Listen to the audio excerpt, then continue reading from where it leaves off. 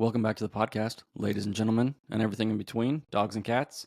This is the FAQ episode where Aaron and I go through a whole bunch of questions in a very serious, calculated way, answer your questions. But if you want even more serious and calculated answers, the guy I would go to is Kevin Edgerton over at 18 Alpha Fitness.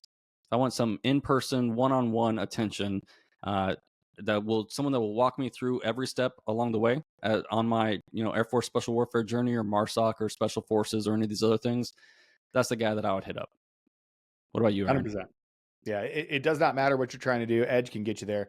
So if you don't know, Coach Edgerton, he was a prior Air Force Special Warfare strength and conditioning coach. He worked with getting people like in the pipeline to the next phase of the pipeline. So he's got all the experience he needs.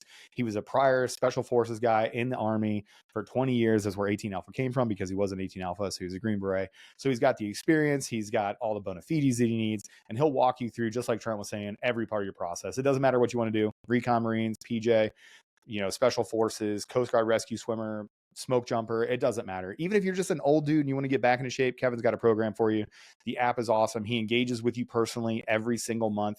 If you're a BJJ athlete like myself and you want to get stronger, a little bit more mobile, check out his kettlebell for BJJ program. It's a smoker, and it's completely and totally customized to you. Kevin will ask you, what equipment do you have? How much time do you have? How many times do you want to train a week? What are your goals? And then he actually tailors the program directly for you. So use the code 1READY. That's the number 1 and the word ready, no spaces, when you check out a Kevin's program. It'll get you a sweet discount.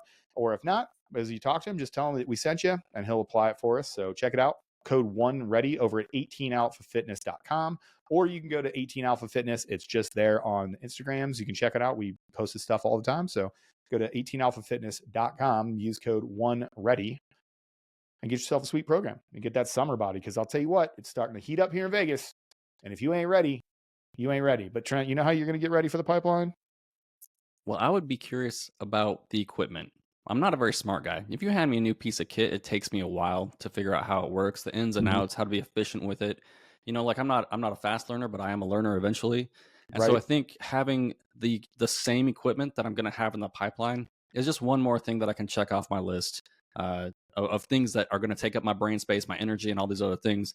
So if you can show up with the same equipment that you've been using, training with from a Tacklete, I think it'd just be make things a lot easier. And it's easy. You can just go to our site, go to onesready.com, and you can check out our store. You'll have the full catalog of Tacklete stuff. You can buy entire kits. If you're serious about this thing and you really want to try to make it as a pararescueman, as a combat controller, as an Army Ranger, as a Coast Guard rescue swimmer, and it's time to invest in yourself. And maybe you do that by buying one of the pre-made kits from Tacklete. You can get everything you need all at once, right? You don't have to piecemeal stuff together. You don't have to try to make do in between time. You can just buy everything you need, from Alice rucks to tactical smart watches to ropes that you can tie underwater to fins to the high volume mask. Anything that you need to prepare for one of these pipelines, man, it's there at Tacklete. So go over, check it out. Go through our site. You can either use the code through their site, and the code is one's ready over at Tacklete. But if you just go to our site, it's easy peasy lemon squeezy. You can just get your whole thing right direct from us, and Bob's your uncle, and you're off to training. It's really not that expensive. Stop going to Starbucks. Boom. Yeah. Pays for itself. Stop having your avocado toast, millennials. How about that? Wait, we are the millennials. Who do we make fun of now? Gen Z? Gen Z, the Zoomers. Yeah. This ad read has gone off the rails. We need to get transition to the podcast. Get to the serious podcast. So listen up. FAQs coming up. We're very serious. And we'll catch y'all later. Late. Tacklete, 18 Alpha Fitness. Go check them out. And welcome back to the podcast, everybody. It's Trent. It's Aaron. We're here in the team room. Hey, so we asked for podcast suggestions, and we got a ton of them. Some of them are podcast suggestions, and they're really tight. We're going to do them. We're going to do longer episodes. But a lot of these were just sort of like FAQs. They were just sort of some questions that you guys want to hit. They're not a whole podcast, so we're going to hit them. The good thing about this, we're going to drop all your screen names. We're going to give everybody a shout out today. If you were kind enough to put a suggestion on the story, you're going to get a shout out today. So thanks for supporting the page. I hope. Or mocked. You might get mocked. you might get mocked. And I won't be the one that gives the shout out. So like, we'll let Trent do it, or maybe we'll get Peaches to hop on so that, I'm not the one that says your name, because we know how that goes. Let's jump right into it. Keep your name out my mouth. Sorry. keep my screen name out your mouth. All right, cool. So starting with Abdul_7568. Thoughts on getting rid of ANS and only doing a 5-week course in doc style, Trent? It's weird because we have a whole episode about that. A whole episode. ANS. Short version is, I think ANS should go back to like more of an indoc style, known standards, physical standards, because the rest of it, the 5% solution, all the psych and all that other stuff, I'm not saying that's a bad thing, because obviously there's maybe we left some good operators on the cutting room floor. But for the most part, the way we used to do business worked. So I don't know why we changed it so drastically. I think a small change was a good idea, but I just think the pendulum swung too far. Boom. Yeah, I would technically, I tend to agree with that. I can't believe I screwed that up so badly. I can't talk. My job is talking on the internet. Yeah, man, I think we're smarter now. When we went to the ANS model and, we were trying to weed out those false negatives and false positives. Listen, man, it sounds great. It really does. Like, good idea. I want to do that too. I think we're smarter now, though. I think we went back to something like an indoc model. We'd be able to have those lessons learned of how it is that we select out for those personality traits, and every instructor and every piece of the system is a little bit stronger. So I tend to agree, but it's because I like to burn stuff to the ground. Not Alex 9919. Certain leadership positions needing full psych screenings, not the bullshit 30-minute one. Okay, tight. I agree. I think psych screenings are needed for all leadership positions. I think you should actually interview for every single position. Like, I don't think not everybody is meant to be a squadron commander. Not everybody's meant to be a squadron SEL. I think there should be more competition for those positions. And then for the people that don't make it, we got plenty of staff positions. There's plenty of positions that are out there that aren't, technically leadership positions. But I think a little bit more screening in those would be tight, because it kind of seems like you just kind of hit that time. They're like, okay, well, you're going to go to SOS and you're going to come back when you're going to give you a squadron. Should you really take a squadron? Should everybody take a squadron? Does everybody need a squadron? Does everybody need a squadron? It's tough, right? Because psych docs are just humans too, and they're not always going to get it right? And interviews and all these other things that could go wrong. But yeah, I think there needs to be a more human process as opposed to box checking. Yeah.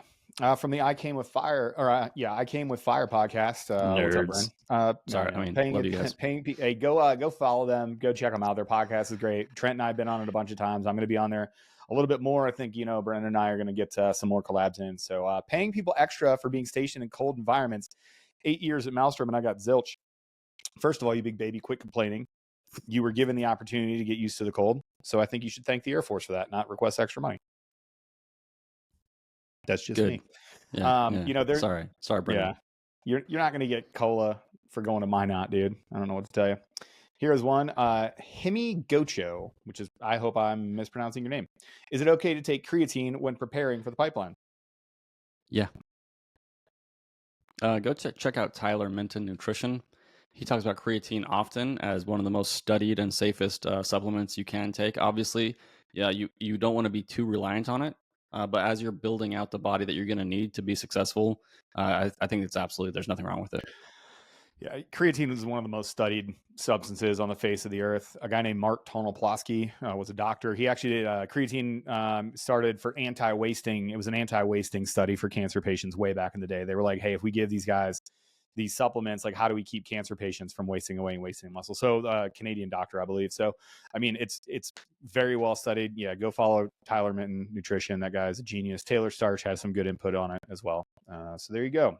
Next up is Randy Sharp. Who's trying to do my job? Randy, don't do my job, because it's not a question. It's for the people in the back. How you do something is how you do everything. Randy, get out of my lane. I don't need you to motivate people. That's what I'm here for. Nice. Yeah. Trent doesn't do anything else on the podcast but bring motivation. That's it. Jeez. Post-workout sneezies. There you go. So Contra 2443. Any info on an RN trying to become a PJ? What would their medical training look like? I mean, it would look the exact same. You have to be a nationally registered EMTP. So for RNs, there are programs in the States where an RN, and this has always made me mad, an RN can challenge the EMT test. Like, if an RN wants to get their EMT paramedic cert, an RN can go in, excuse me, and take and challenge the EMT cert and get their cert, just basically test out of it. You can't do it the other way. You can't, like, a really, really smart EMT paramedic that's, been working in the system forever can't go in and test on the RN thing and just get it. It's a scam. Anyway, if you're an RN type, you still have to be a paramedic. Your medical training you still have to go through the course. And keep in mind, registered nursing is not the same as being an advanced tactical practitioner, right? You're not just going to be a paramedic, you're going to be an advanced tactical practitioner. You're going to be a war fighter that can also throw some medicine in there. So the medical training is going to be a lot different than what you're used to, even if you're like a PHTLS RN or you work in trauma. Like it's just going to be a little bit different. So let's go. Jeez. Becca and Chris 7987. I didn't read this beforehand, but Becca and Chris 7987. I say this with all the love in my heart. You're one of the weirdest people that DMs us all the time. It's just a dumpster fire of weird stuff all the time. Here we go. That's not an insult. It's not. He's super weird. I like it. More starch videos in bulletproof and running, or possibly about swimming prep before you ship. Just more starch. More starch. Bring the starch. That's what I heard. He's a mad scientist. That dude is psychotic in the best way possible.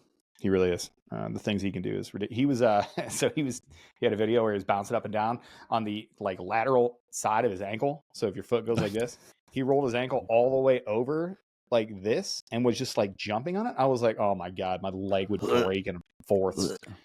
Let's go Aiden_Kennedy. What do you do during dead time during the CCT pipeline, nights and weekends, etc.? It's the same for all the pipelines, Trent, so I'll give you that one.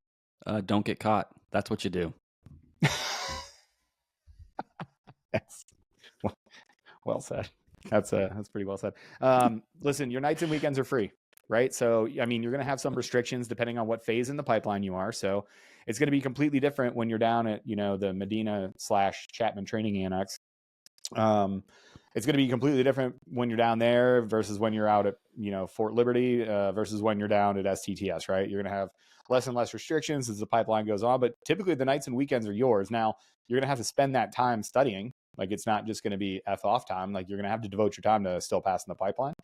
But your nights and weekends typically are yours, and, do with them what you will. Typically, you're allowed to drink as long as you're over 21 and you're in the correct phase and you're in the correct part of the timeline or pipeline. So you can go out, have dinner, go do whatever it is that you want. Nights and weekends are yours. Anything else, Trent? No, it's good that you're here to actually answer questions. as opposed to just be snarky and cynical. I gotta have a good time. You know me. Yes. Well, this one's for you from ZMX Barry. Let's hear an update from the SR candidate you interviewed when he graduates. Well, after he got over the gonorrhea, he's been doing really well. So we'll bring him back post STTS. What? Allegedly. That's not actually. Good God. For legal purposes, that was a joke. From my man, the myth, the legend, Peter Pan himself, the mercenary, the contractor, DJ Fish Sticks. What's up, dude? How to solve the recruiting crisis. Stop income taxing the military and make standards harder. Now, we talked about this during our fatty episode, and that's something that we brought up. So, Gavin, you and I are on the same page. You know how I feel about taxation, baby. That's just straight up theft. Why am I taxed on money that I make? Why is that money taxed when I spend it? Why is my car taxed to pay for the roads, which are taxed? Then I have to buy gas for that car, which is taxed. I have to renew the registration on that car every 2 years, which is also taxed. And all of these things are I get taxed when I put money in. I get taxed when I take money out. And the Fed. George Washington stacked bodies over a 3% tax on tea. We're getting paid an effective rate, a tax and effective rate of 24 to 30%, depending on your tax bracket. You can argue about the level of representation we have. Yeah. Benjamin, get the muskets. That's what I have to say to that. DJ Fish Sticks, I don't think you're wrong, man. I couldn't possibly argue with you because you're just so good looking. And since you went to Turkey and got that hair, you look even better. Which is weird because no one argues more than PJs with PJs. It's just an observation. Oh, dude. Yeah. Oh, man. Fuck. Dude, that's the biggest truism of all time. I've always made the joke, if you walk into a team room and ask, 10 PJs their opinion on something, you'll actually get 30 different opinions, and the guys will fight just to fight. Like if I told old DJ Fish Sticks that the sky was blue, he would argue with that. He'd probably end up winning. It's teal.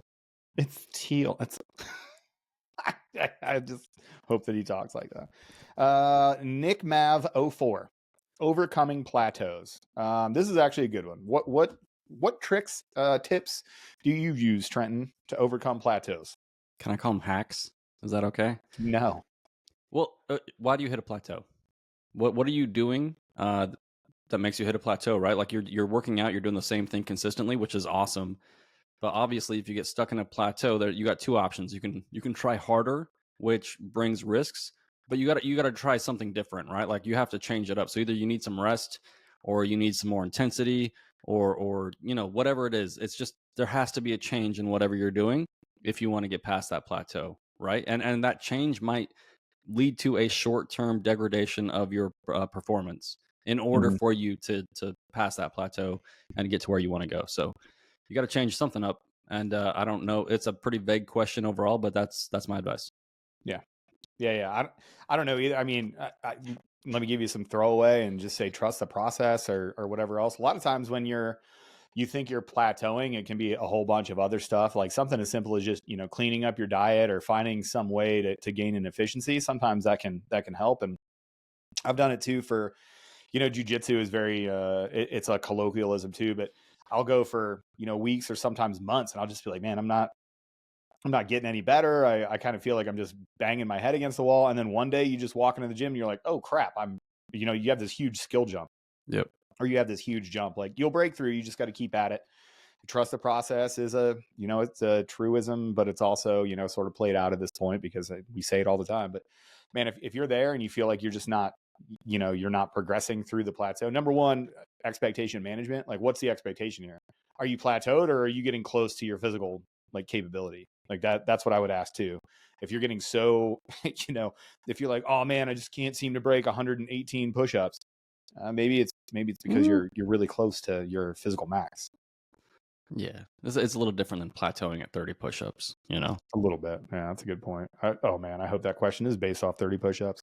Tacticool08. Yeah. When are you gonna oil up? What? I don't know. Listen. I didn't say that they all made sense. I just said I was gonna read them all. I Asher mean, underscore 23. How to deal with getting sick during the pipeline? you deal with it. Trent, we're You trying to go to provide the value. okay. You go to the doc. You get some meds.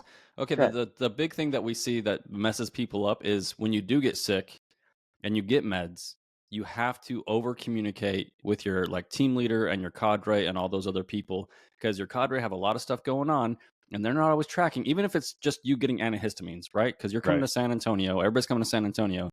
If you show up one day and you're on antihistamines and you weren't on antihistamines the day before, there's going to be a performance drop Mhm. potentially, right? Or there's added risk to what we're doing that day as a team. So that's the big thing is over communicate. Don't try to come back too fast unless you absolutely have to. Right, you're the person in the situation. If you really don't want to get washed back, or if it's not a big deal, like there's a lot of personal choices there. But the number one thing is you need to communicate the medications that you're on, so that the decisions can be made by the cadre with with regards to what they're going to do with you and not do with you that day. Right. Yeah. Yeah. So for general, I mean, you're going to get crud. You're living in an open bay. You are running around all day. Your immune system is trash. So is your CNS. Everything is just absolutely trash because we're smoking you and you're cold and you're wet and you're tired and you're hungry. You're not getting enough sleep and blah, blah, blah, blah. Got it. Everybody's going to get sick. Okay. You have two choices. You can malinger and you can go see the doc and you can try to get on meds and you can try to like wait until you're 100% better, or you can suck it up and go through. Those are your two options. Everybody's going to get sick, man. It's just something you got to put your head down. You got to hydrate as much as you possibly can. You got to eat the best food that you possibly can. Load up on vitamin C, vitamin D, zinc, magnesium, all these things that we know that work and help us naturally actually feel better and bolster our immune system and go from You there. All right. sound like an extremist. I do sound like, yeah, crazy. Get sunlight, go out and, get sunlight on your face, touch some grass, take your shoes off, ground to the earth, get some vitamin D in your system. Crazy, right? I can't believe rooted in extremism. Witchcraft. 37M. Daryl. What's up, Daryl? Retraining. What's up, Daryl? Retraining back in AFSW careers. We talk about that pretty frequently. Well, administratively, it starts the same way as retraining into any other Air Force specialty. And then you just got to knock out the checklist. It's, paperwork. It's making sure you're in your window. It's communicating with your leadership. It's getting the paperwork to the correct people. And then also the IFT. You need to be crushing the IFT. So like the IFT really is like the big ticket item that's different for us versus everybody else. But Yeah. there's no like secret sauce. We don't do things differently anymore. I think any of the waivers we had where you could, retrain at any time, they're gone. So wait for your time, put in the paperwork, and see what happens. Yeah. Good enough. And retraining inside of the Air Force is, it's not really that hard. Start with your MPS, go figure it out. It's on the splash page. Like, you can retrain from, what is it, My Purse on the Yep. opening splash page there, or it'd be my FSS or whatever it is now. All right, let's go. JChem 10. Advice for brand new O's at the 350th, 353rd that don't want to fail in the enlisted reinforced stereotypes. So you're, hey sir, you're not in a safe space here. So I just want to put that out there. Number one.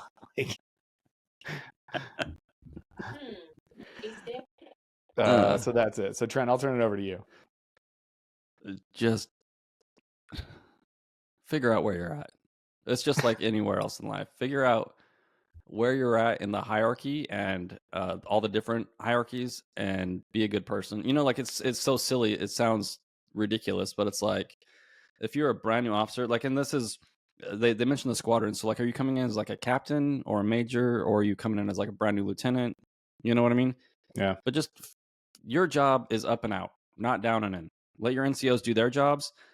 Give them the space to do their jobs, and enable them to do their jobs, and you'll find out that your job is going to get a whole lot easier after that. But communicate, trust the process, yada yada. I don't want to go down a negativity rabbit hole about O's this early in the morning. Yeah, the advice is the exact same for me, man. Like, just be a good dude and put out, and keep in mind that, like, I don't know where officer, like, there's this weird officer thing where they think that enlisted people can't lead themselves, and that, like, if officers disappeared off the face of the world, the enlisted corps just be like, oh no, what do we do? Hey, we'd be way more efficient. That's what we would do, but you'll be fine. Let's go. Logan Gang. Low Gang, Lil for real. How pay works in special forces and how much you get paid from start to finish. Okay. So the pay scales are out there. So you can, if you want to Google base rate, right? Go Google your base rate. Just type in DoD pay tables. They update them every year. You get a pay raise typically every 2 years of service. You'll go bump, and you get pays and rank as well. Every once in a while, they'll give you a pay rate. That's the baseline. Everybody gets paid that, right? In special warfare, we have save pay and we have BASIP, right? So it used to be Battlefield Airmen Special Incentive Pay. I think it's SWISP now, right? It's SWISP now, Special Warfare Incentive Pay, right? So basically what that is they pay you for your high demand skill sets. So you'll go in tiers. There's 3 tiers.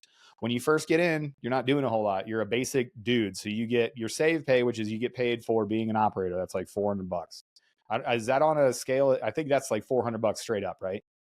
I don't know. Like, no matter what your level is, I think it is. Let's say. I remember when I started, it was less. It's way less. Whatever. Yeah. You used to get pro. Yeah, we used to get pro pay, and then you'd have to play all these games. You could get like flight pay and dive pay, but not demo pay. So you had to decide which one you wanted to do, and then you'd have to fly a certain amount of hours anyway. I digress.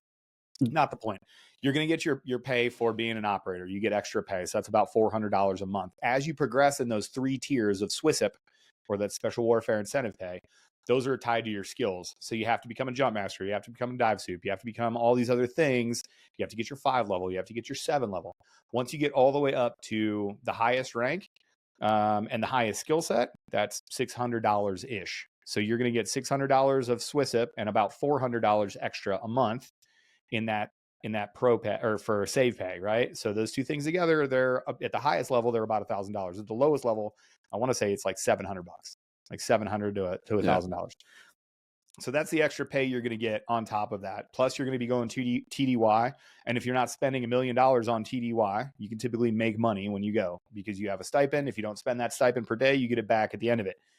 However, a lot of times when the young guys are going TDY and they've got Uncle Sugar's credit card that's not actually their credit card, they kind of forget. And then if you're in Europe, it's monopoly money, and you forget that it's not, actual money that you're spending and whatever. So that's it. From start to finish, man, I'm not going to talk you through your entire career of how much money you're going to make, but you make a whole lot more than people that are your same rank. So as an E5 that's making kind of that middle, talked about 3 tiers, right? You're an E5 that's making that middle tier of save pay, or the save pay, which is $400, in the middle tier of the SWISP, which is, maybe like probably $400 to $500, I think would probably be the middle ground there. man, you're still making like 1 or 2 ranks above your pay grade comparatively. Like you're making as much as somebody that outranks you by 2 stripes. And then if you decide to go to the one of the tier 1 units, there's extra pays that they receive there as well that'll get rolled into that. But there you go. And then your bonuses. But you know what? Pay questions are stupid. So they are stupid. You'll get paid. Don't worry. Peyton Stevens official. What do you guys think of the new Aquatic training center they just opened and built? Trent, you saw it. well, thank goodness it's Peyton Stevens official. If it wasn't official, I wouldn't answer this question. I love when people put official or actual in their title, like JK1 actual. Dork. Yeah, that's how you know that it's a real account and not a bot. Right. Dude, it's overwhelmingly. Guys that have one deployment and got out, and it's all they talk about their entire freaking life. They put actual after their name. Shut up. Yeah. If you don't have the tats and the beard, it's not real. Don't care. The Aquatic Center is overwhelmingly awesome. Like legit, I was not expecting to be as impressed as I was. And I'll tell you that beyond the 2 tanks and all these other things, and knowing where the designs were coming from, like the guy that used to run Indoc was the first person to start designing these pools. Like so that it's tailor made to our needs. But then the stuff that they put inside of it, you know, the traditional stuff, the wizard is in there. There's old boards from old teams in there, and a bunch of the other stuff. Like it blew me away by how cool it is, and it's not completely finished yet, but there was a lot of thought and money put into that to make it what it is. So General Goldfein, thank you for making sure that money came through, and for all the other people that spent 10, 15 years working on it. They did a great job. So I think by now it's probably been christened with some cone tears and probably some other bodily fluids, but it's awesome. Good. Should be with cone tears. I think that's good. It looks great. I can't wait to see it. I'm definitely planning on walking through it. It's a world-class facility named after Mike Maltz, a world-class guy, and man, that's the best. Let's talk about something else, like pararescue being better than the SEALs, SF, and MARSOC from Bronson Miller. Bronson E. Miller. Bronson I. Miller. Yeah, we're not, dude. Pararescue is. I mean, like what? We're probably better at rope systems. Just say you're so much better. We're probably better at NEOs. You know who the SEALs call when they need to be rescued? They call pararescue, which means that pararescue is better in every conceivable way than the Navy SEALs. Yeah. I don't know. Yeah, we're not better, man. Like I have so many MARSOC and SF friends. I mean, guys that I talk to on a daily basis, guys that I've deployed with. We're not better. It's a different career field. It's a different job. I think it's better because I think I liked being a PJ because the Air Force takes care of you better than the Army and the Navy and the Marines. I don't think we're better than any one of those, and I think there are PJs that aren't as good. I'm one of them. PJ comparatively, they're not as good as 18 Deltas or MARSOC or whatever else. That's just me. And there are some PJs that are just, they'd be superstars wherever they went. You know what I mean? But that doesn't mean the whole career field is better. Obviously, we're biased. We think the Air Force is awesome. And of course, I love PJs and the mission. So the only reason I would say is because our mission is just the most righteous mission you're ever going to have. Somebody's hurt. Somebody needs help. They call you. You get to go as one person or one team, and you get to change the world. You get to affect the battle space. That's a big deal. But we're not better, dude. We're not. Do you know who NASA called when they needed the experts to extricate their guys from the capsule? DJ Fish Sticks. It wasn't the SEALs. Was it? Yeah. It wasn't MARSOC. Yeah. Well, and I will say, like I've said it before, tongue in cheek, right? Like there's never been a single mission that I've ever gone on where I'm like, you know what I need to get this mission done? I need one SEAL. If I don't have one SEAL, we can't get this mission done. However, NSW for 20 years has been like, you know what we need for this mission? Can we get a PJ? Can we get one PJ? To go on our team? I've never asked for a SEAL. I've never asked for a Ranger. Yeah. Yeah. So, but we're not better, dude. They're so much better. That's just a weird thing. So much. Yeah. Let's go. Here's a great one. I'm glad. Yes. Lifeonvenus.g59 OG42 Kush. It's 420 Kush, you fucking boomer. What's the G59 OG? It's a strain. Oh, you're fine. You're great. Swim drills at SWIC and ANS. What if I told you that we have one of the T3I developers come on, specifically the swim coach? Got him on deck. That'd be cool.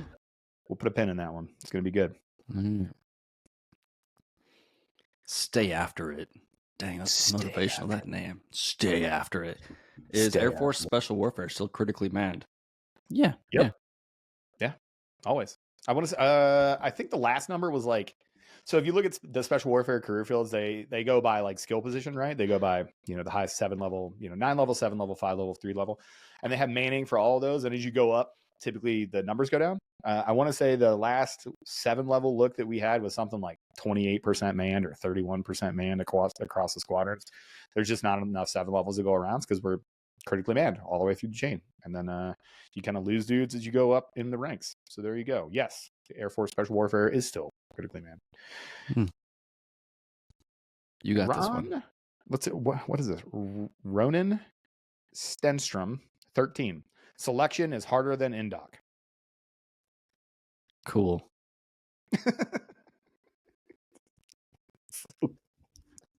I mean, I don't know. I've never been through ANS. I only went through Indoc, right? I guess if I went through ANS and I could compare the two, we'd see it.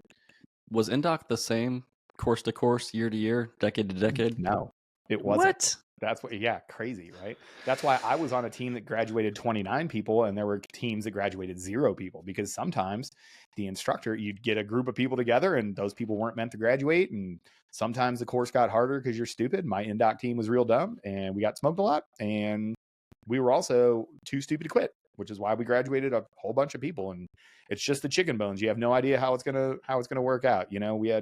There were classes of 0. Those plaques are, at the new pool. There's classes that they graduated nobody, which is hilarious because they just take a picture of the proctors and then that's their team plaque, which always we did it, guys. We did it. We got to 0. It's real easy. You get to get off work early if you don't have to train any students because you made them all quit. But that's it. I don't know if selection is harder than Indoc. You'd have to do both of them and then find a way to compare them. I don't know. Let's go. Aiden Gomez. You need a sample size. You need to run like 8,000 people through it. From all backgrounds. Sorry, science. Look at your little head, just going all kinds of crazy. Let's go. Aiden Gomez 10. Something you wish you worked more before shipping. Example: grip strength. What would you work, Trent? Sense of humor. I should have just done this by myself. I don't even know why I invited you. You're not helpful at all. Like, you're just being a dick. Pull-ups and rucking are my two weaknesses, and so obviously we've spoken about it here before. I was a tiny person. Grip strength is a big one, but number 1 and number 2 would be pull-ups, and then also just carrying heavy weight for distance. Yep. There's a point once you hit sometime over past 10 miles where with a certain amount of weight on, it just gets real crappy. Yeah. Yeah. I've been on events, going, 20 meters at a time carrying something. That's awful. Yep. So I would probably think about that. But grip strength is huge too. Sorry. No, go ahead. When you're running the litter, and even if you have 6 people on the litter, right, doing the rotations, there's nothing that will make your teammates hate you more than being the person that cannot hang on to the litter. Like, if you drop it, what it does to everybody else, and then the morale of like your little group of people trying to carry the litter goes into the shitter. Everybody starts yelling at each other. You're on a timeline. Like, there are a few things that will make me more angry than some dude just lets go. It's like, man, just hook grip that thing. Do whatever you have to. I don't care if you have fingernails when we're done, but don't drop it. Don't drop it. Yeah, you should be fighting to not be that person. I get. What would I spend more time on? I think pull-ups. I was just weak at pull-ups. I was always, right on that line. Especially when we started getting kind of like week, 6, week 7. There were definitely some nights like going to sleep Sunday night, being like, well, I hope this number is the number that gets me to pass tomorrow because it was close. So I guess pull-ups just because that was my weakness. Everything else was okay. I mean, again, specifically, you should be training for the IFT, being on your feet for long periods of time, push, pull, hinge, carry. That's really the only thing you need to work prior to getting in. But there you go. Seth. I think it's because there's like 5 of us. Yusuf. Malt Aquatic Center will host ANS? ? Let's take that one. Yes. Correct. Pre-dive? Correct. That's why there's two Correct. pools. Okay. The other pools still be of use to candidates. All right, now listen. I went through Indoc in the Skylark and the Shap. Okay, before they covered it, before they made it better, when it was in an outdoor pool and 13 feet deep and it was never warm and it was terrible, I went through both of them. The Skylark is essentially a toilet bowl that we painted lines on and then filled with germs. And then you put a greenhouse over top of that, but you didn't heat it. So it would get humid and it would get moldy and it would get you sick. And then people would poop in the pool. And then they allowed everybody to destroy that pool. And then we trained. So occasionally there would be like a water aerobics class going on where you're getting the dog crap smoked out of you on the side of the pool. Or there'd be like people with like little kids and you'd be like getting smoked and they'd tell you to be quiet because you had to share the pool. So all that to say, no, we're not going to share those other pools. We have a huge multi-billion, $1 million, tens of $1 million. What is it? $50 million Yeah, for the pool? we have 2 tanks that we can turn into something like 5 tanks. You know, like 5 Yeah. separate training areas. Right. It's ridiculous. So why, if nothing is wrong with our pool with the malts, then why would you go to those other crappy pools? You wouldn't. We're not. We live at the malts now. And important note here for everybody, this is a public service announcement for everybody at Joint Base San Antonio Lackland. Those aren't your pools. You can't go there and do anything other than Air Force Special Warfare training. No SEER, no water training. No, we're not sharing. This is not your stuff. Yeah, it's a classroom. Thank you. We had problems with this with like gyms, everything, pools especially, because pools are under the categorization of base equipment, right, or base property. It's always been that way. It's always been a giant pain in the butt. We always got complaints about kids wandering onto the pool deck because it's time for their swim lessons, and as cadre we're there screaming and inducing stress and doing all these other things. So yeah, it's ridiculous. So that's why it is a training center and not a pool. It is not a pool. Nice. Well, Trent, that gets us to the end of the questions. That was a lot of questions that we had there. Not necessarily a bunch of podcast topics, because some of them we couldn't riff on. We could deep dive into them. We have one more, right? Is there one more? Yeah, from Chris Lawrence. Oh, Chris Lawrence. What's up, Chris? What's up, Chris? Sorry, bud. Jeez, Aaron hates you, Chris. That's why we skipped it. But he said, "It's not true."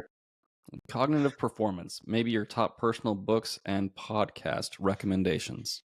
Oh, dang it. That's so Chris, we're actually going to do a whole episode on this one because people have been asking us about reading lists and stuff.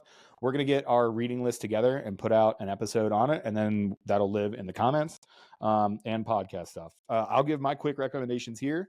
Man, I love Huberman Lab. That is one of my favorite podcasts to listen to. Huberman is a brilliant, dude. I love listening to him and learning that stuff. He does a lot of work on sleep. He does a lot of work on toxic intake to your body. He does a lot of work on essentially just like making yourself the best human that you possibly can. He does a lot of mindfulness stuff, a lot of work with Wim Hof. So I think that's really, really good.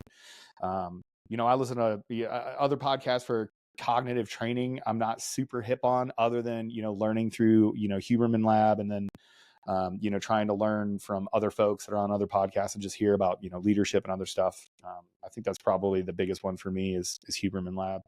The Dark Horse podcast is really, really good too. If you go Dark Horse podcast, really in depth and a really hard scientific listen. But if you really want to expand your mind and really learn how to think critically, the Dark Horse podcast is fantastic too. Really good. Nah, dog. What do you got, Trent? What the Citizen Pod by Dan Holloway. Oh, cool. Oh, listen, if we're just talking about podcasts we like, yeah, Citizen Pod, Drinking Bros, Dan Holloway's podcast is just awesome. Drinking Bros and Citizen Pod is great. My favorite new podcast, there's a podcast called Your Stupid Opinions. Okay, it's two comedians, and they go through and they like review reviews. So people that leave reviews on place, they go through and they just read reviews. They give a good background. They're like, yeah, we're going to interview. They interviewed like this Burger King in a very questionable area of Vegas. And they were like, okay, yeah, we're going to talk about this. And like they read the 1-star reviews and they just crush people for leaving these terrible reviews. Hilarious. Go listen to it. It's called Your Stupid Opinions. They started off too. They're like, hey, these aren't our opinions. We're reading your opinions, because everybody like they'll read these opinions and people hit them up on it. They're like, how could you think this? They're like, it's not our opinion. We just read it. Somebody posted it. Why would someone listen to this? It's ridiculous. Why do we allow all these people to have opinions? Just absolutely ridiculous. But that's all the questions now. You got anything else you want to hit? I'm sorry. I just came from the gym, so like I'm in a pretty good mood, pretty relaxed. And so that's why I wasn't taking everything seriously. Nice. But honestly, some of your things that you sent in weren't that serious, y'all. So Pararescue is still the best. Pararescue is the best. We'll say it here. Did you see that Land of Bad movie? Speaking of reviews. Okay. I have not. Did you see that? Is that any good? Yeah, if you can, I'm getting a lot better at just enjoying things. Mm-hmm. And at the end of the day, it was nice to see apparently Attack P as the centerpiece of a movie, and the movie was whatever, and it's it's an action movie. It's not based in any type of reality, really, but it was kind of a good time, Okay, I'm here for it. I mean, military movies for me, that like they go one of two ways, right? Like they're either so bad that you just laugh at it, or you're just like, listen, no matter what they do wrong, it's a movie. I'm just gonna go ahead and go and watch this movie, as opposed to trying to dissect everybody. Oh, his phraseology there wasn't actually correct. That's not how you would say that. Like, okay, it's a movie, bro. I don't know what to tell you. At one time they tried to say CJ Sodif, and they said CJ Sodif or something, like just little things, and you're just like, those nuances that they wouldn't get. Yeah, it's weird that like some of the things that they get right, you're like, oh, you had like someone was telling you what to say, but like did that person leave the set? They're like, we don't need you anymore. We got this from here on out. And they're like, CJ Sodif, and they're just like, hey, everybody, I'm with the Combined Joint SOTF. Yeah. Nobody calls it that. Nobody says that. Nope. Nobody has enough hours in the day to say that. For real. One of the movies that I saw, and this was way back in the day, and immediately when I saw, and this was weapons handling and just general CQC, I was shocked. I was like, I don't know who taught these people how to do this, but they are clean. And I will tell you, go watch the movie Sucker Punch. It's the Zack Snyder stylized version. I think it's got Hayden Panettiere is the blonde lead in that one. I think it was like when Hayden Panettiere was still I'll have to look it up. Young Jamie, look that up. I'll have to look and see who was in it. I don't think it was Hayden Panettiere. You know what? I'm gonna look it up right now. I'll talk through it kind of as I'm typing here. But yeah, man, Sucker Punch, there is a scene when they are going through the trenches and they're essentially doing CQC, they're trench warfare and clearing. Their weapons handling was so clean. I literally rewound it and watched. I was like, who taught you how to do this? Whoever you've got working on this like consulting gig it's probably RJ Casey, because it was so freaking good. The brigands were over there. Do you know what movie the first movie I saw where I was super impressed was Collateral with Tom Cruise. Yeah. Yep. Like his pistol work, I was just like, man, like you had a good teacher. You guys take this seriously, and like they try to highlight it, like showing how good he is, and it was very impressive to me. Yeah. Like that was the first Collateral, especially that scene in the alley. There's the scene in the alley where he just absolutely wrecks 2 or 3 dudes, but some of his pistol handling is great. So Zack Snyder directed Sucker Punch. Sucker Punch came out in 2011.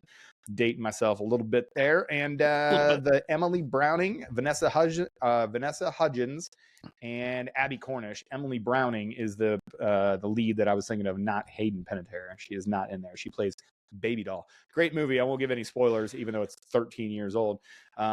But if you want to watch like some really good weapons handling, just go Google. I think it's like they shoot Nazis at one point. So go Google the Nazi scene, the trench warfare from Sucker Punch. It's on YouTube. It's clean. Like it's clean in 2 regards. Individually, the weapons manipulation is good, and then the weapons management in relation to other people is fantastic. I mean, they are clearing friends around corners, and they're doing call outs before they're snapping around hallways and stuff. And I was like, who taught you how to do that? Excuse me, lady, excuse me, Emily Browning, who taught you how to do that? Yeah, that pine was like corners. 90% of the lead up to the movie. All their training is like, yeah, all this other stuff, cool. You need to be physical, but Right. I want this But one scene to be it's going to perfect. hinge because I'll tell you what, if we don't win over the bro Milvets, this thing's going to Bro, go vets are gonna be down. so pissed. Jesus Christ. The last thing I need is a JT article 15 reacts to this shit. You know what I When mean? I was at the 82nd, that's not how we did it. Black Rifle Cop, they're going to ask me back, like, a PJ reacts to Sucker Punch. It's gonna be like PJ reacts to bad podcasts, and they're gonna pull up your own podcast. Your own oh my God. I wish that was it. When I went on Black Rifle, how much would it be? Would you feel like, hey, Aaron, we want you to do this medic react thing? Be like, okay, get in there. And they tell you, oh, it's a little bit different. We're actually going to have you react to Milv, Bro Vet podcast. I'll be like, oh yeah, tee it up. And it's just 15 clips of me being an idiot.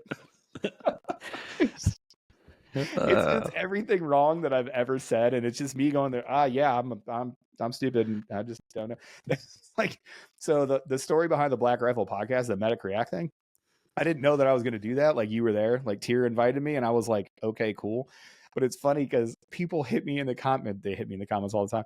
I was just riffing. Like, I had no idea I was going to be there. I had no show prep. Like, I didn't know it was a Black Rifle thing. I thought, like, Red Leader standing by, Tier was asking me to come be on this podcast, and I was like, oh yeah, I'll do it. I had no clue it was Black Rifle. I went up into the suite, and we were like, oh, this is a real thing. I was like 2 weeks post surgery. I had just had surgery. I was still like trying to get by without pain meds, like all this other stuff. Like, I couldn't walk, and I'd walk into this room, and it's like a full on suite setup, and I'm like, oh no. No. But anyway, I said something ridiculous like Hacksaw Ridge. I was like, yeah, those cliffs. I mean, they were huge. It was like 40-foot cliffs. Bro, they were like 400-foot sheer rock faces. And I'm an idiot. Like, they're so huge. And then I didn't know what like the model of Air Force One was because I'm not a dork. I've touched a woman before, so I didn't know what model Air Force One was. It's a Boeing falling apart in the sky. I don't know. I was like, I don't know, 757. Everybody's like, oh, that's not even close. He doesn't even know the Air Force guy. I'm like, yeah, I don't know a lot of things. Plane. Yeah. Get off my plane. Well, we were at SHOT too, and that was, to me at least, as a slight introvert, it was a weird time all around, bro. Like that place was weird.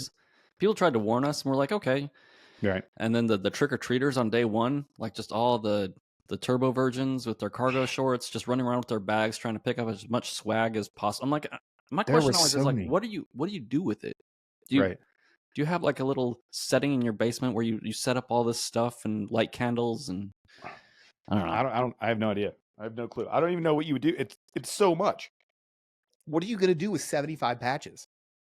I don't know. Clue. Anyway. Yeah, good times. Good times. Well, hey, those are all your FAQs. We're going to release this. This is going to go out members only first, and then it'll hit the public here a little bit later, I think. So congrats on that. If you want to become a member, that'd be great. There's 3 tiers. If you get the second and third tier, you get everything. As a matter of fact, if you get the third tier, you can just hit us up directly and be like, hey, I want you to do a podcast on this, and we will do it. We'll sit down and talk to you about it and whatever else. It's part of the perks. So feel free to like and subscribe to that bad boy. We appreciate you guys sending all these questions in, and I appreciate you. Trent, you got anything? No, I'll take it very seriously if you give us podcast suggestions. I'll be more serious next time. Alert, guys. Trent's not going to take it seriously. Peaches takes it seriously. I occasionally take it seriously. Trent never takes it seriously. It depends on the day, Like I had a good time during the Fatties episode, Like we quick. The Fatties episode is getting. I'll tell you what. It's getting good engagement. And there's a lot of good conversations. The overwhelming majority of people agree with us. It feels like a good pat on the back. We're like, hey, make things harder and stop allowing these people to be fat. And everybody pretty much is like, nope, that's tight. Let's do that. Do you know what I want to pat myself on the back for? Is actually being semi-serious during that entire episode and not just going on tangents making fun of fatties. Because you could go on tangents making fun of fatties. Dude, I mean, it's the only people you're allowed to make fun of anymore. Making fun of myself at this point. Been retired, bro. All right, everybody, make sure to like, subscribe, turn your notifications on. Don't miss this stuff. We appreciate you. See you next time. Later.